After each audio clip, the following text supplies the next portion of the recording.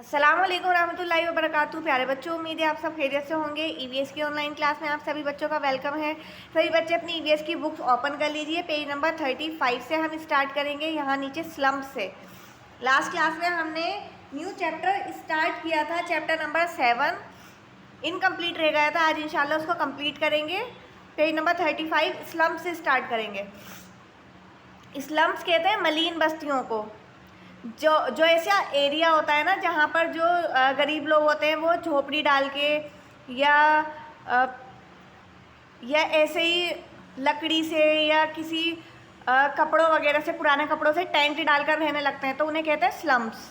You must have seen jhuggi colonies in your city where small temporary houses are build very close to one another. आपने झुग्गी colonies देखी होंगी अपने शहर में, जहाँ पर लोग टेम्पररी रहने लगते हैं। और आपने देखा होगा ये जो झुग्गियाँ होती हैं, ये जो झुग्गी झोपड़ियाँ होती हैं, बहुत करीब करीब होती हैं, आपस में एक दूसरे से मिली हुई होती हैं, लेकिन ये परमानेंट घर नहीं होता। मैंने आपको पहले भी बताया था, ये जो झुग्गी झोपड़ियाँ होती हैं ज़्यादा तेज़ हवा चलती है, आंधी तूफान से उड़ जाती हैं या पानी से भी उड़ जाती हैं, ज़्यादा बारिश हो जाती है तो बह जाती हैं। तो इसलिए ये परमानेंट हाउस नहीं होता, ये टेम्पररी हाउस होता है, सिर्फ वक्ती तौर पर यहाँ पर रह सकते हैं। These are called slums. और ऐसी बस्तियों को क्या कहा जाता है, जहाँ जो झुग्गी कॉलोनीज होती हैं उनको स्लम्स कहा जाता है, यानी मलिन बस्तियाँ कहा जाता है। Poor people like rickshaw pullers, factory workers and construction labourers live in these slums. और ऐसी जगहों पर कौन रहते हैं? जो रिक्शा चलाते हैं वो, जो बड़ी बड़ी फैक्ट्रियों में काम करते हैं वो, या जो ये जो लेबर्स होती हैं जिनको सरकार अपने काम के लिए, किसी भी बिल्डिंग के कंस्ट्रक्शन के लिए या किसी भी फ्लाईओवर वगैरह के कंस्ट्रक्शन के लिए बुला लेती हैं, तो वो लोग रहते हैं झुग्गी बस्तियों में। They make kachcha house with cheap and readily available materials like plastic and tin sheets. तो वो क्या करते हैं, वो जो लोग होते हैं वो अपने रहने के लिए क्या करते हैं, कच्चा घर बना लेते हैं, और जो भी उनको मटेरियल मिलता है उसी से बना लेते हैं। प्लास्टिक की कोई शीट मिल जाए उससे बना लेते हैं, टिन की कोई शीट मिल जाए उससे बना लेते हैं, कोई बड़ा कपड़ा मिल जाए या कोई तिरपाल वगैरह मिल जाए तो उससे वो क्या करते हैं, झोपड़ी बना के रहने लगते हैं। They have no proper water supply. और ये जो झुग्गी बस्तियाँ होती हैं ना, ये जो झोपड़ियाँ होती हैं, इनके अंदर वाटर सप्लाई भी अच्छे से नहीं हो पाती, इलेक्ट्रिसिटी, सैनिटेशन, ना तो यहाँ पर लाइट होती है और ना ही कोई साफ़ सफाई होती है। And no proper waste disposal system. आपने देखा होगा हमारे घरों में तो पाइप्स होते हैं, पाइप के ज़रिए से पानी बाहर नालियों में चला जाता है, लेकिन ये जो झुग्गियाँ होती हैं, झोपड़ियाँ होती हैं, इनके अंदर कोई पाइप वगैरह का सिस्टम नहीं हो पाता। तो जो पानी होता है, यानी जो भी वेस्ट होता है, जैसे कि हम बर्तन धो रहे हैं तो उसका पानी, कपड़े धो रहे हैं तो उसका गंदा पानी, तो उसको निकालने की भी प्रॉपर जगह नहीं होती। तो ये लोग क्या करते हैं, ऐसे ज़मीन में बड़े बड़े गड्ढे कर देते हैं और उसी में पानी डालते हैं बाल्टियों से भर भर के। There are temporary settlements of poor peoples, यानी these are temporary settlements of poor peoples. और जो गरीब लोग होते हैं ये उनका टेम्पररी सेटलमेंट होता है, यानी वो वक्ती तौर पर रहते हैं। The government has been trying to improve the conditions of the slum dwellers. अब जो गवर्नमेंट है वो कोशिश कर रही है जो स्लम्स में जो रहने वाले लोग हैं उनकी कंडीशन को इम्प्रूव करने की। It is providing low cost homes to these dwellers. और जो गवर्नमेंट है वो उनको छोटे छोटे सस्ते सस्ते से घर बनवा कर दे रही हैं, ताकि वो उनको झुग्गी झोपड़ी में न रहना पड़े और साफ़ सफाई भी हो और अच्छे से उनको इलेक्ट्रिसिटी वगैरह भी मिल सके। नेक्स्ट है multi storeyed buildings. Multi storeyed buildings होती हैं जिसमें कई सारे फ्लोर्स होते हैं। Nowadays there is a shortage of land in the cities. आजकल के टाइम में क्या, ज़मीन की शॉर्टेज हो रही है,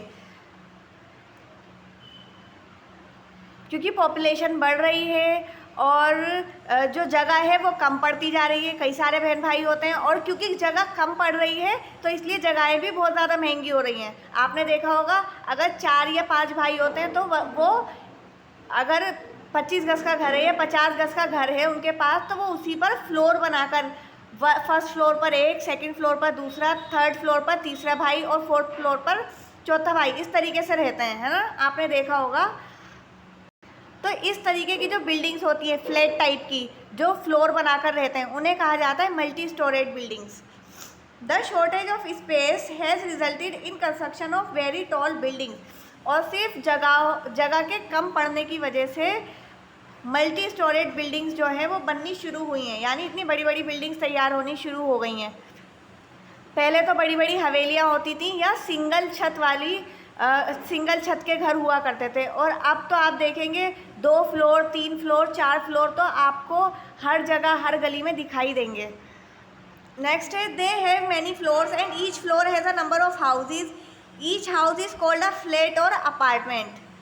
अगर आप देखेंगे तो जो मल्टी स्टोरेड बिल्डिंग्स होती हैं उसमें कई सारे फ्लोर्स होते हैं, और हर फ्लोर पर आपको सारी फैसिलिटीज़ मिलेंगी, यानी किचन भी होगा, टॉयलेट बाथरूम भी होगा, और रूम्स भी होंगे, सब कुछ होगा एक ही फ्लोर पर।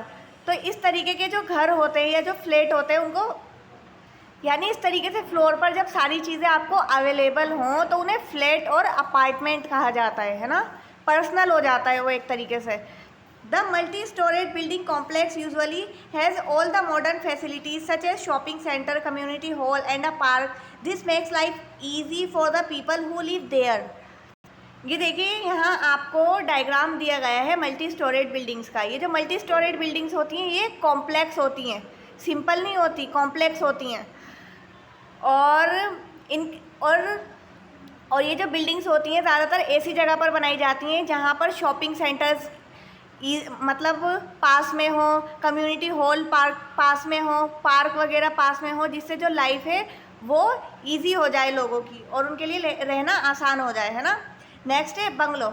ए bungalow has many rooms, lawns, garage etcetera. Some bungalows also have swimming pool. अब बताया गया है बंगलो के बारे में।